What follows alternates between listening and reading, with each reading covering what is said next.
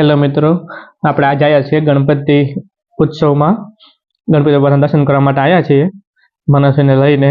તો આજે તમને ગણપતિ ઉત્સવનું જરા બતાવીશ.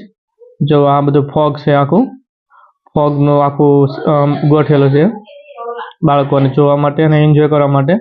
બાળકોને આ બધું બહુ ગમે છે, ફોગવાળી વસ્તુ. આ લગ્ન પ્રસંગમાં કોમનલી જોવા મળતું હોય છે.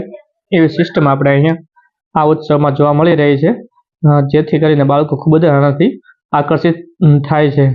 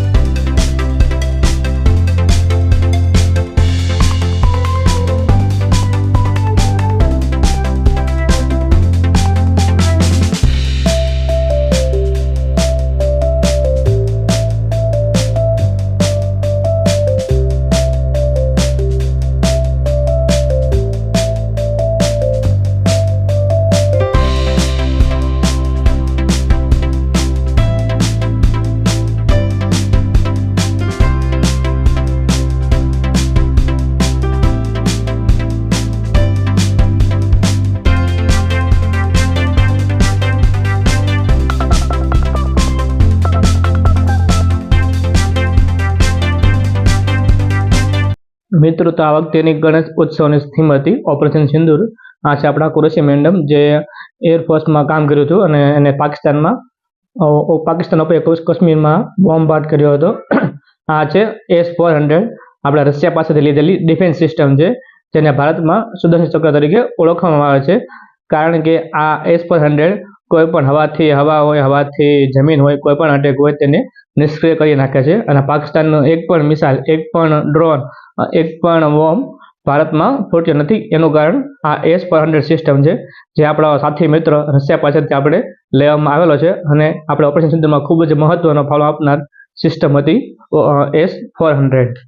આપણા આર્મી જવાનો છે અને આ છે આપણો હિમાલય, જે એક અડીખમ સૈનિક તરીકે આપણું રક્ષણ કરે છે ઉત્તર દિશામાં ભારતનું. અને આ છે પહેલગામ અટેકનું આખું થીમ છે, પહેલગામ અટેક. આ પહેલગામ અટેક પછી આ છે ગણપતિ બાપડા, બહુ સુંદર અને ભવ્ય ગણપતિ બાપા છે, બહુ મસ્ત લાગી રહ્યા છે. નીચે બ્રહ્મોસ નિશાન રાખેલ છે, એની ઉપર આપણે બેઠાડેલા છે. આ છે રફાલ સિસ્ટમ છે, આપણી ડિફેન્સ સિસ્ટમમાં એક અગ્રણી 4th જનરેશન ફાઇટર ફ્લાઇટ છે, જે આપણે ફ્રાન્સ પાસેથી લીધેલું છે. એની ડીલ આપણે 43,000 કરોડના ખર્ચે ફ્રાન્સ પાસેથી આપણે લીધેલી છે. આ બધા આપણા આર્મી જવાનો છે, જેને ઓપરેશન સિંધુમાં ખૂબ અગત્યનું કામ કરેલું છે. આ રફાલ છે, રફાલ આપણે ફ્રાન્સ પાસે લીધેલી સિસ્ટમ છે.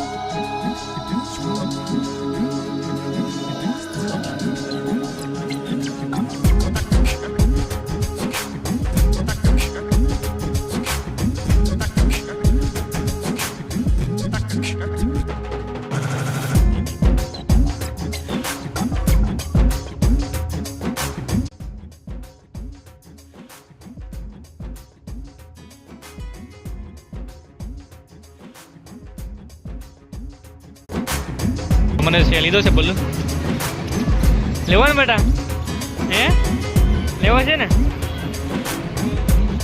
લઈ લે ચાલ